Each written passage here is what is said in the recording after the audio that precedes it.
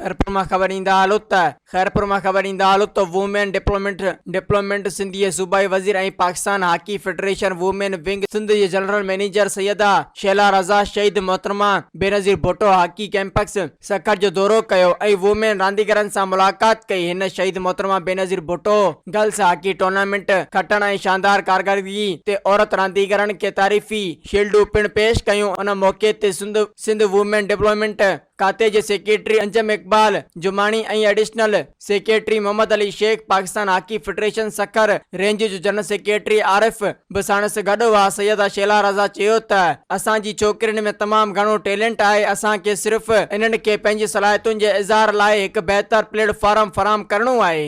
अस्सलाम वालेकुम, this is Farzana बाहर।